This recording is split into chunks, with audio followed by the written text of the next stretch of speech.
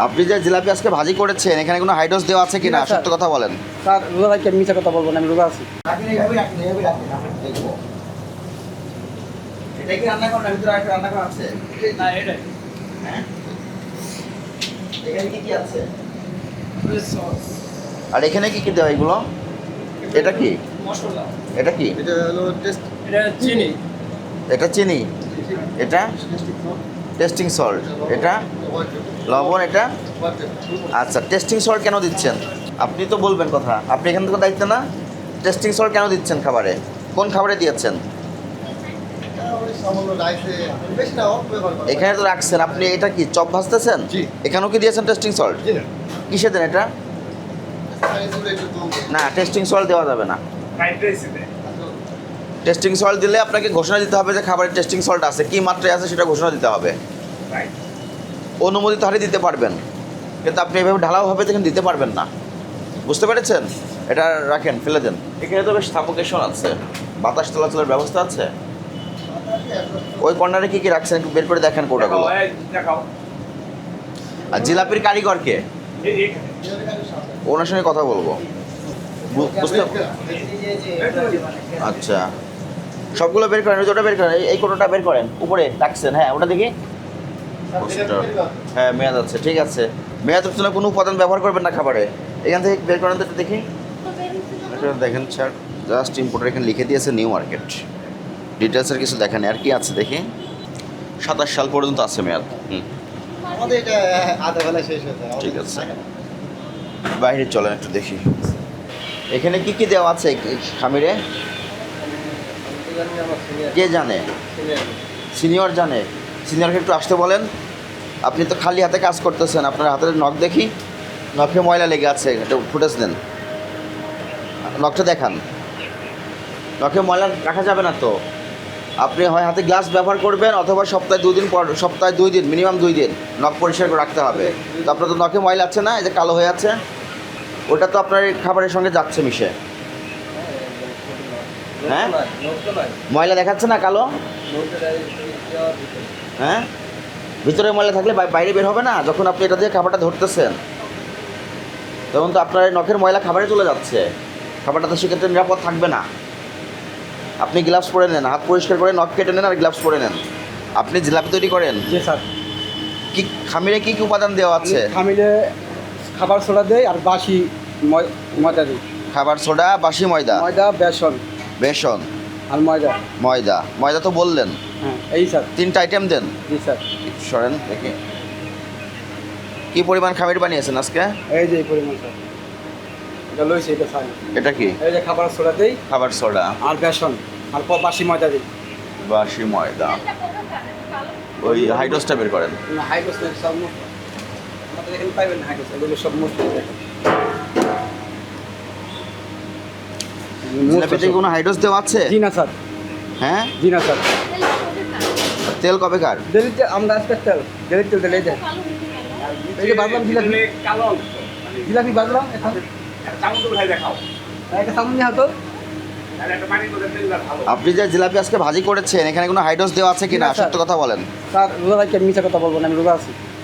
হাইড্রোস বিন ভাজি করেন আপনি? আমি হাইড্রোস ছাড়া বাজি স্যার। এই যে বাসি ময়দা দেয় আর খাবার সোডা দিই। ঠিক আছে, আপনার কথা বিশ্বাস করলাম। কখনো জিলাপিতে হাইড্রোস ব্যবহার করা যাবে জি না, না, স্যার। নিষিদ্ধ করা আছে। ঠিক আছে আইনে। হ্যাঁ, স্যার এটা আমি জানি স্যার। আর নখ পরিষ্কার রাখবেন। স্যার দেখেন ঠিক আছে, ভিতরটা একটু দেখান।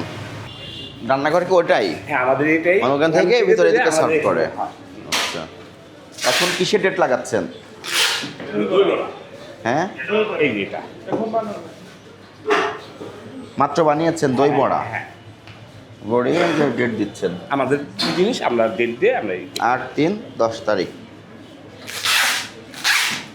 বানিয়েছেন কোথায় দই বড়া? দই এখানে সব সব এখানে আমাদের সব কিছু জিনিসই আমাদের এখানে। সবজির ময়লা। সবজির ময়লা না, ওটা তেলাপোকা ছিল। তেলাপোকা থাকলে তো ওই আপনার হাতেরটা পালাইলো তো। সরেন। হাতের তেলাপোকা ওই নাই। আপনার হাতের তেলাপোকা নাই, কিন্তু তেলাপোকা তো। তো তেলাপোকা ছিল না ম্যাম। তা আপনাকে তো হাত দিতে মানা করলাম, আপনি হাত দিলেন কেন? আমি ধরে আপনি দেখানোর আপনাকে জন্য তো। বললাম হাত দিয়েন না, আপনি হাত দিলেন কেন? আপনাকে তো বললাম যে ওই তেলাপোকা, আপনি হাত দিলেন না, মানা করলাম। ওই তেলাপোকাটা চলে গেল। হাত দিতে যায়। মানে ও চালাকি করে হাত দিয়ে করে ফেলছে। ওটা এখানে খোলা ছিল, ওটা তেলাপোকা ছিল। বের করেন, আপনি এগুলো বের করেন। তেলাপোকা আছে এখানে, বুঝছেন? আপনার ফ্রিজেই তেলাপোকা। তেলাপোকা ছিল। এই যে আরেকটা পাওয়া গেছে তেলাপোকা, আসেন দেখেন। একটু প্লিজ একটু সাইড আন তো। এই যে একটা তেলাপোকা। ওইটাও তেলাপোকা ছিল। এই যে তেলাপোকা। তো ফ্রিজে যেখানে খাবার সংরক্ষণ করেন সেখানে যদি তেলাপোকাও সংরক্ষণ করেন তাহলে কিভাবে হবে? এগুলো বের করেন, আচ্ছা বাই করো বাই করো। সবগুলো বের করেন। একজন আসো সহযোগিতা করো। ওই ফ্রিজেও তেলাপোকা। প্রতিষ্ঠান কি আপনার এটা? কি আমাদের? আপনার এই নিচে পরিষ্কার করবেন, ফ্রিজটা সবসময় পরিষ্কার রাখতে হবে। আমরা তো এসে যে তেলাপোকা দেখলাম, এই দেখেন এটা মরে পড়ে আছে, দেখেন। পুদিনা পাতা। পুদিনা পাতা। ঠিক আছে, আপনি এই মরা তেলাপোকাগুলো পরিষ্কার করেন। হ্যাঁ অবশ্যই। আর এখানে মেয়াদ তো লাগাচ্ছে। দই বড়া কি এখানে তৈরি হয়? এখানে কোথায় তৈরি হয়? কারিগরকে এই দই বড়া কারিগরের দিকে আসেন, সামনে এখানে আসেন। আপনি তৈরি করেছেন? কি কি উপাদান দেওয়া আছে এখানে? এখানে জিরা আছে, চিনি আছে, তারপরে আপনার পুদিনা পাতা আছে, হুম পানি আছে, হুম টক দই, জিরা। টক দই। আচ্ছা, আপনারা এটা কি মূল্যে বিক্রয় করেন? মূল্য কত এই বাটিটার? 325 টাকা। আপনি মূল্যটা নির্ধারণ করেছেন কি এটার ওজন হিসেবে, না, পিস হিসাবে। পিস হিসেবে? 10 এক পিস থাকে। এক পিস কত? বক্স আর কি। এক পিস কত? ওইভাবে ওইটা বক্স 325 টাকা, 310 টাকা। আপনি তো ইচ্ছা মাফিক তো মূল্য নির্ধারণ করতে পারবেন না। প্রথমত আপনার কস্টিং নির্ণয় করতে হবে, তারপরে আপনি বিক্রয় মূল্য নির্ধারণ করবেন। আপনি একটা নাম দিলেন দই বড়া, বলে 350 টাকা করে দিলেন, তাহলে আপনি কোন অনুপাতে করলেন? কাস্টমারকে এটা ওজন হিসাবে কিনবে, আর যদি পিস হিসাবে কিনে সেটা তো আপনার উল্লেখ করতে হবে লেবেলিংয়ে। তো মূল্য তালিকা দেওয়া আছে, আমরা দিয়েছি। আমরা 10 পিস করে দিয়ে আমরা একটা মূল্য তালিকা দিয়েছি। এখানে 10 পিস আছে, জি। 10 পিসের মূল্য করলেন 310 টাকা, সেই ভ্যাট সহ আসে 325 টাকা। 325 টাকা। তাহলে এক পিসের দাম কত আসতেছে? আমরা তো এক পিস হিসাবে কখনো বিক্রি করি না, আমরা হলো বক্স হিসাবে বিক্রি করি। 35 টাকা। 350 টাকা হলে 35 টাকা। ঠিক আছে, এটার ওজন উল্লেখ করে দিবেন। ঠিক আছে।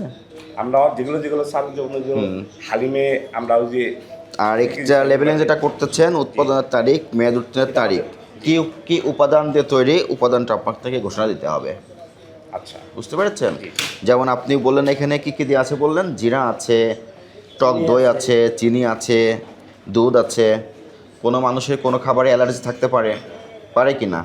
তাহলে এখানে আপনি এমন কোনো উপাদান ব্যবহার করেছেন, কোনো একটা উপাদানের কারণে কোনো ভোক্তার অ্যালার্জি থাকার সম্ভাবনা আছে, তখন সেই খাবারটা খেলে সে অসুস্থ হবে। এই জন্য বলা হয় উপাদানগুলো ডিক্লেয়ার দিতে হবে। পণ্য মূলকীকরণ বিধিমালা আছে, বিধিমালা অনুযায়ী আপনি কী উপাদান দিয়ে তৈরি করেছেন, ওজন কত, পরিমাণ, উৎপাদনের তারিখ, মেয়াদ উত্তীর্ণের তারিখ, এমআরপি বক্সে ডিক্লেয়ার দিতে হবে। ঠিক আছে? আপনার এটা একটা অপরাধ পেলাম আমরা। আর ফ্রিজটা পরিষ্কার পাওয়া গেল না, তেলাপোকা, মৃত তেলাপোকা পাওয়া গেছে, তার মানে এখানে জীবন্ত তেলাপোকারও বিচরণ আছে। আর একটা কি টেস্টিং সল্ট ব্যবহার করেন। এটা আমাদের রাইসের, চাইনিজ রাইসের। তাহলে কোন বিধিমালা অনুযায়ী ব্যবহার করলেন? আর যিনি ব্যবহার করছেন উনি কি কোনো কেমিস্ট? আপনার এখানে কি ল্যাবরেটরি আছে? চাইনিজ ফুডে তো স্যার টেস্টিং সল্ট একটু হালকা দেয়। হালকা শব্দটা কোথায় পেয়েছেন? ফ্রিজটা পরিষ্কার পরিচ্ছন্ন রাখতে হবে। এবং আপনার এই দই বড়া যেটা বললেন যে আমরা লেবেলিংয়ের কথা যেগুলো বললাম, এই তথ্যগুলো এখানে সংশোধন করতে হবে। এই 3টা অপরাধ আপনার এখানে পাওয়া গেছে, আপনি অপরাধের দোষ স্বীকার করেন। আপনাকে 10,000 টাকা জরিমানা করা হলো এবং এগুলো সংশোধন করবেন।